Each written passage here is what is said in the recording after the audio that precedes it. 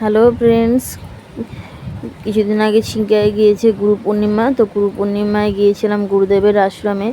তো সেখান থেকে গুরুদেবের আশ্রম থেকে গঙ্গা নদীর পাড় থেকে ওপারের মায়াপুরের দৃশ্য দেখা যায়। দেখো কি সুন্দর লাগছে। এই হচ্ছে গঙ্গা, গঙ্গার ওপারে হচ্ছে মায়াপুর ধাম। তো এই যে মায়াপুর, এটা আমাদের গুরুদেবের আশ্রম। গুরুদেবের আশ্রমে সন্ধ্যাবেলা কীর্তন, রোজই কীর্তন হয়। সেই কীর্তনের দৃশ্য, এখানে সন্ধ্যা আরতি হচ্ছে, সবাই কীর্তন করছে। আমরা সেখানে বসেছিলাম, খুবই ভালো লাগে। আর এটা হচ্ছে পরের দিন সকালবেলা, গুরু পূর্ণিমা ছিল। গুরু পূর্ণিমার দিন সকালবেলা স্নান করতে যাওয়ার সময় স্নান করে এসে এই যে আমাদের গুরুদেবের আশ্রম আমরা প্রদক্ষিণ করে নিচ্ছি। এরপর আমরা গুরু পুজো করবো। তো তার আগে এখানে তো সারাদিন 24 ঘন্টা কীর্তন হয়। গুরুদেবের নাম কীর্তন হয় সবসময়ের জন্যই। তো এই যে আমি, আমার বর, আমরা দুজনে প্রদক্ষিণ করছিলাম, তার মধ্যে একটু ভিডিও করে নিয়েছি। এটা হচ্ছে নবদ্বীপে। নবদ্বীপ অ্যাকচুয়ালি নবদ্বীপ না, নবদ্বীপ থেকে আর একটু যেতে হয় বিষ্ণুপ্রিয়া বলে একটা স্টেশন আছে, বিষ্ণুপ্রিয়া স্টেশনে। তো তারপরে আমরা পুজো টুজো করে ওখান থেকে দুপুরবেলা ভোগ নিয়ে আমরা বেরিয়ে পড়েছিলাম নবদ্বীপ ধাম ঘোরার জন্য। এই হচ্ছে নিমাই ছোট নিমাই মায়ের কোলে, নিমাইয়ের জন্মস্থান দিতে গেছিলাম। আর এটা হচ্ছে সেই নিম গাছ, যে নিম গাছের তলে নিমাইয়ের জন্ম হয়েছিল। এই সেই নিম গাছটা কত বড় দেখো, আর চারপাশটা বাঁধিয়ে দিয়েছে। আর খুব সুন্দর, এত গরম ছিল তবুও একটু গরম মনে হচ্ছিল না। ওখানটা এত সুন্দর ঠান্ডা।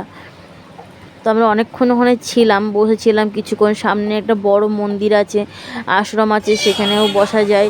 সেইটা আর ভিডিও করা হয়নি, ওখানে ভিডিও অ্যালাউড ছিল না তাই। আর এটা হচ্ছে এটা নিমাই, কিন্তু এটা কত হাত একটা বলছিল, কত ফুট তো আমি ভুলে গেছি। কেউ জেনে থাকলে কমেন্টে জানিও।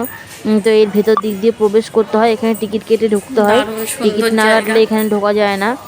তো 10 টাকা করে টিকিট নেয় এখানে পার হেড। এসে মন ভরে যাবে।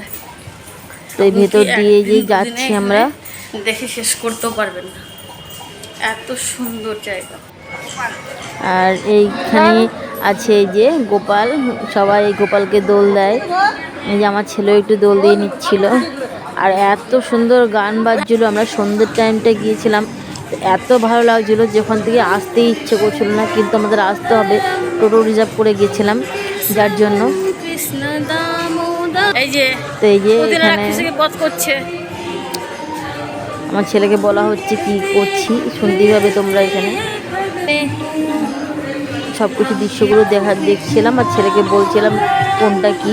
এই যে জগ্গু দাদা, আমার ছেলে জগ্গু দাদা বলে, জগন্নাথ, বলরাম আর সুভদ্রাকে। খুব সুন্দর গান হচ্ছিল ভেতরে। তো তোমরা ভিডিওটা দেখতে থাকো, আশা করি তোমাদের খুব ভালো লাগবে।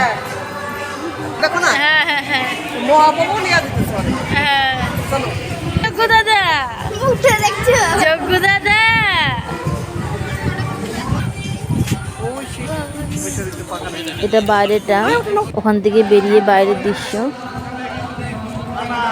যে এই যে শ্রী শ্রী কেশবজি গৌরীয় মঠ, এখানে এইটাও খুব সুন্দর একটা মঠ।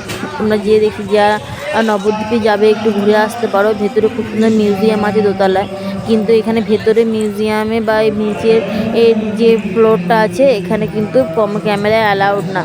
এখানে এই বাইরের গেট পর্যন্ত অ্যালাউড ছিল, তো তাই জন্য ভেতরটা তোমাদের দেখাতে পারিনি, বাইরের গেট পর্যন্ত তোমাদের দেখালাম। আর ওখান থেকে বেরিয়ে এসে এটা হচ্ছে এটাকে বলা হয় কি বেশ একটা বলা হয়, এটা হচ্ছে ওই জলের মধ্যে মন্দির, যার জন্য এখানটাকে আমি ঠিক মনে করতে পারছি না, ভুলে গেছি। তো খুব সুন্দর, এখানটাও মাছ আছে অনেক বড় বড় পুকুরে, আর এখানে অনেক হরিণও আছে, তো সেটা তোমাদের দেখাবো। আর এই মাছগুলো পাঁপড়, মুড়ি, যে যেরকম পাচ্ছিলো খাবার দিচ্ছিলো, শুকনো খাবার, আর এসে খাচ্ছিল, খুবই ভালো লাগছিলো। আমার ছেলে তো 2 প্যাকেট পাঁপড় খাইয়ে দিয়েছিল, পরে বলছিল আরও পয়সা দাও, আমি আরও পাঁপড় খাওয়াবো।